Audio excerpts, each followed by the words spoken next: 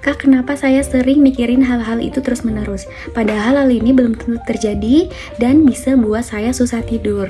Nah, siapa di sini yang pernah mengalami hal yang sama? Kalian jadi susah tidur, susah fokus. Nah, itu semua biasanya disebut dengan overthinking. Sekarang banyak sekali anak muda mengalami hal yang seperti itu. Jadi mereka mengalami overthinking ya. Nah, saya dengar-dengar katanya sih salah satu penyebabnya itu karena kita hidup di zaman yang serba cepat. Jadi semua itu harus cepat berhasil, cepat paham, dan cepat beres. Nah, tapi kadang tekanan seperti ini malah membuat pikiran kita nggak tenang. Nah, mungkin dari kalian sendiri ini pernah melihat ya, di sekitar kalian, orang-orang yang sedang mengalami overthinking, bisa jadi dari teman kalian yang sedang mengalami overthinking, keluarga kalian, bahkan kerabat kalian. Nah, dari saya sendiri, saya ini pernah melihat salah satu teman saya yang sedang mengalami overthinking. Nah, jadi dia ini merasa kebingungan ya. Dia nggak tahu nih, dia bingung harus memilih yang mana, dia harus menyelesaikan bagaimana, sehingga hal-hal itu terus-menerus dipikirkan. Nah, dari itu semua, saya tertarik untuk mendengarkan ceritanya. Jadi saya meminta dia ini untuk menceritakan apa yang sedang dia pikirkan. Kemudian dia menceritakan semuanya tanpa ada sisa. Jadi dia ini penuh menceritakan semua di isi kepalanya itu. Ketika dia menceritakan sesuatu yang ada di pikirannya itu, saya ini fokus mendengarkan apa yang sedang dibicarakan, apa yang sedang dia ceritakan, sehingga saya sendiri bisa merasakan. Jadi merasakan dari ceritanya itu. Saya tidak hanya mendengarkan saja ya, jadi agar si teman saya ini merasa dia didengarkan, dia merasa kehadiran saya, jadi saya mendengarkan secara fokus itu penting. Dan saya sambil angguk-angguk gini aja nih, angguk.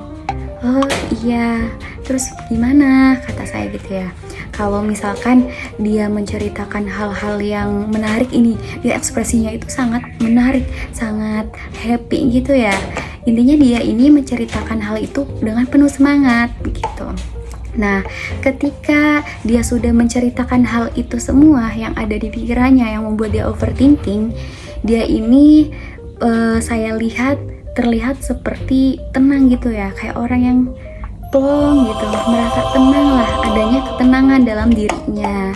Nah, jadi kehadiran yang tulus itu penting ya. Jadi orang-orang yang overthinking ini juga butuh untuk didengarkan gitu. Jadi bukan hanya dia ini sedang overthinking, kita butuh saran dan solusi saja, tapi juga mereka juga butuh untuk ruang didengarkan. Mengapa saya memilih pendekatan person-centered therapy dari pengalaman saya yang mengenai overthinking itu? Karena menurut saya itu sangat sesuai ya, dan sangat cocok untuk orang-orang yang sedang mengalami overthinking. Nah, jadi orang-orang yang mengalami overthinking ini kan dia bukan nggak tahu gitu, bukan nggak tahu dia harus ngelakuin gimana, apa yang harus dia lakuin, tapi karena mereka terlalu banyak mikir, kayak mungkin mereka takut salah pilih, atau juga mereka takut mengecewakan orang lain gitu, sehingga semakin mereka memikirkan hal itu, maka semakin tenggelam dalam pikirannya. Nah, makanya saya memilih pendekatan person-centered therapy, karena pendekatan ini sangat berperan besar ya dalam pengalaman saya, yaitu overthinking. Walaupun pendekatan ini terlihat hal yang sederhana, yang mendengarkan saja, tapi itu bisa membuat seseorang merasa dipahami. Itu juga kan termasuk ke dalam empati ya, yang dimana itu termasuk bentuk kehadiran yang sangat berharga gitu. Jadi yang dari pengalaman ini saya jadi belajar nih, jadi tahu mengenai apa sih arti mendengarkan itu.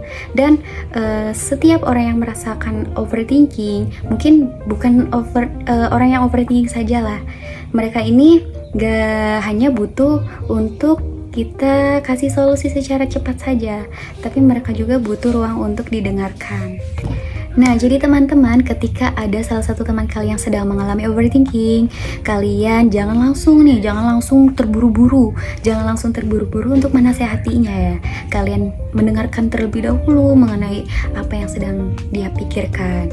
Dan kemudian, bagaimana kalau diri kita sendiri yang sedang mengalami overthinking? Kita sedang capek nih sama pikiran kita sendiri, maka kita juga harus berhenti sejenak. Kita bisa mendengarkan diri kita sendiri. Nah, mendengarkan diri kita sendiri juga itu kan termasuk ke dalam langkah yang pertama ya untuk kita sembuh. Nah, aku harap kita semua bisa belajar untuk hadir, kemudian mendengarkan dan memahami. Jadi bukan hanya sekedar memperbaikinya saja, tetapi bisa untuk menyembuhkan.